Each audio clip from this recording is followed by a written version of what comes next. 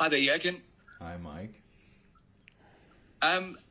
Excellent start to the season overall, particularly coming into the second round of the Champions League group games. How much of a concern, though, was Saturday in terms of the defensive frailties and unusually for Liverpool, a lack perhaps of defensive composure? Yeah, it's not that much a concern because you can make, well, I don't think you should make these things bigger than they are, but we have to show reaction, and that's for sure. So I think it's really tricky to win a game, a football game, when you are not defending on your highest level, and that's what we didn't do. I know in the common opinion, it's always like we talk then about only the last line, but it was not only that problem. We had, in general, a problem with our defending, and that's why Brentford caused us some problems, and that's not good.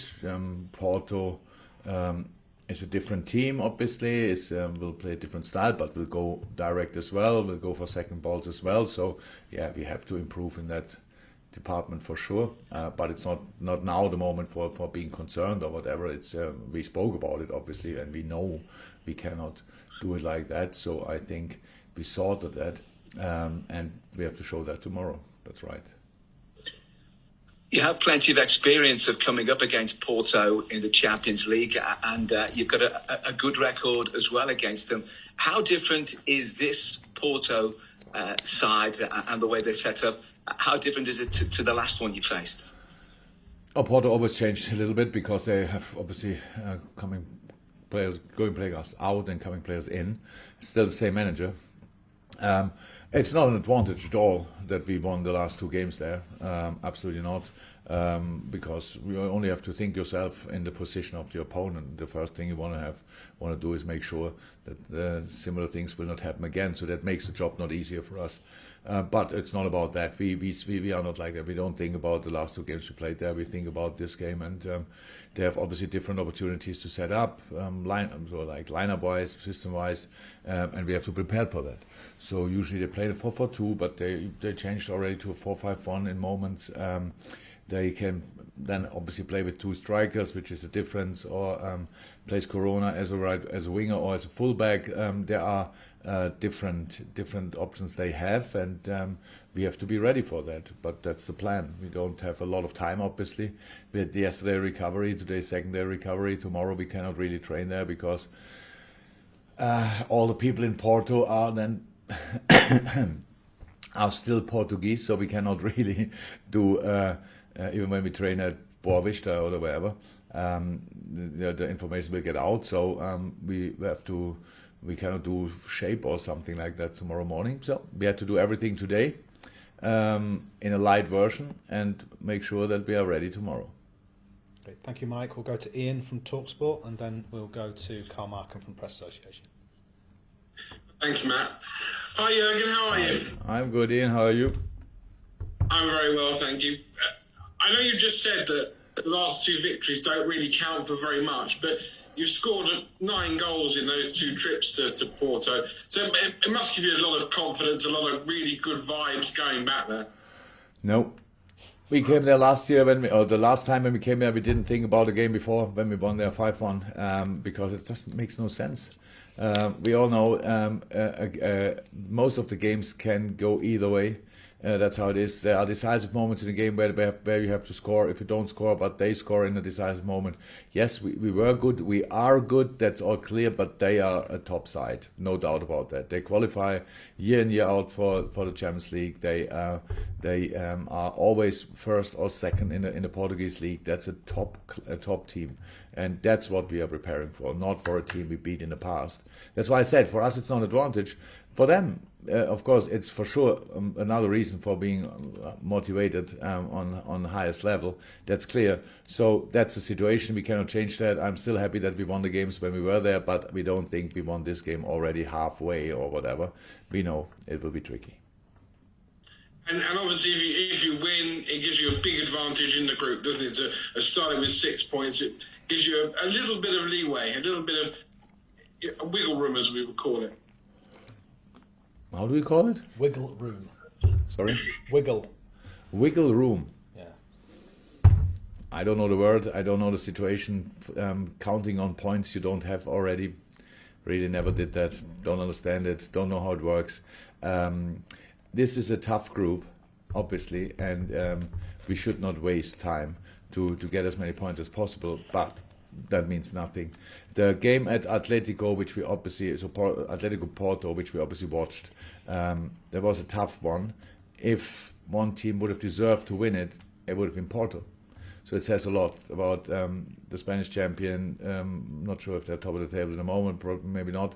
But so that says a lot, and that's the team we face tomorrow, and not a team we can take the points before we work for them. Not at all. We are no. With this competition, we are now often enough in to know that you cannot win a game before the game. You have to be ready in the game. Thank you very much. Breathing space means the same as wriggle room, by the way. So breathing space. Breathing space. Yes, Okay. yeah, that's what he means. Carl Markham from Press Association. Then we'll go to Paul Joyce from the Times.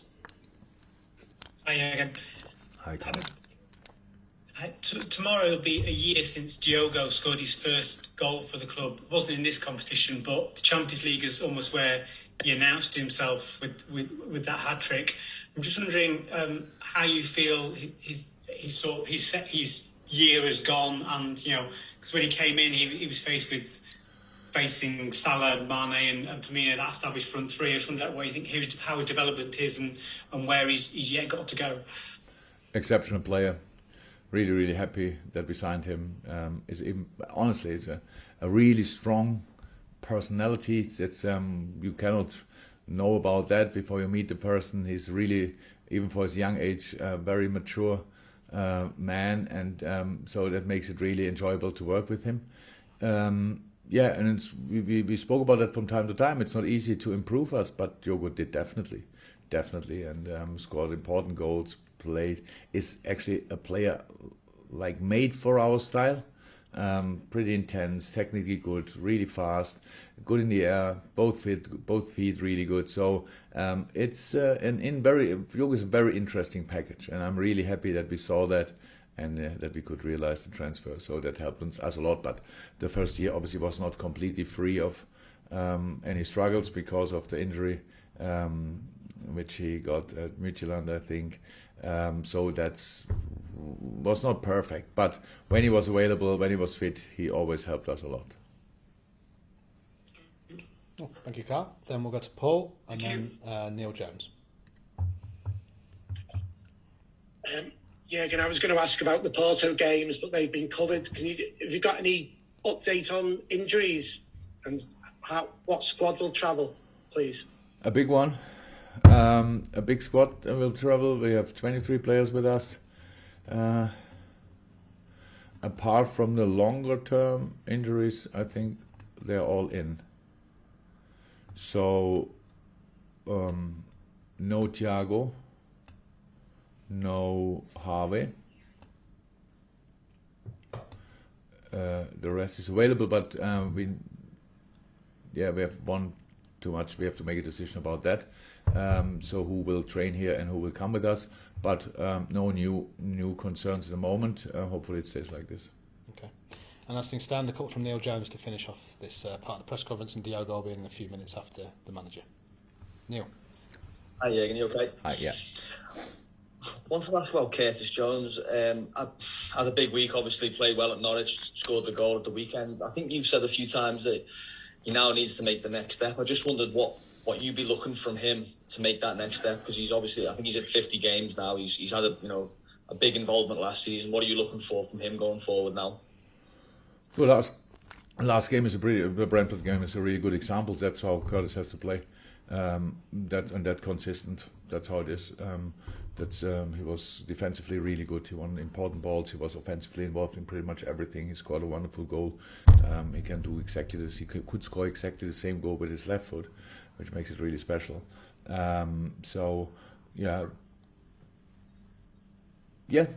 Play like this and better, obviously, and everything is fine. So that's the situation. But it's in midfield, when there's these really rare moments when they're all fit, and I have to make a few decisions. And then it's about the players that you are involved in the 3 or 4 or whatever, how many player or midfielders we line up, and you only can do that in the training sessions. It's no criticism. It's just you have to make sure, even when you're really good in training, you have to be especially good to be one of the 3 I line up, because I'm completely open. I don't start any kind of week and think, oh, I know already what we'll do against them and them. The few sessions we have, I watch really about the detail, and then it's about the players. So it's not that difficult, but it is difficult if you want, and that's what Curtis has to do, and he's doing that. But sometimes the decisions were still against him, not against him, in favor of another player, and that's it. But the performances like the last one help for sure to get more game time. Just finally, I mean, Gini left in the summer. He was part of the captaincy group at the club. I just wondered if you'd made the replacement in that group, if anyone stepped into that role, or whether that was something that you would do in the future. Yeah, no. We had the 3 stayed, and another 3, and then the players voted for another 3. That was the 3 are then obviously Hendo, Millie, and Verge, and then the next most votes got Trent, Robbo, and Alisson Becker. Exactly. These are because we had a problem last year that we from time to time that many players couldn't play, that we had no one of the players committee anymore available. So I thought it makes sense to increase this group a little bit. That's what we did.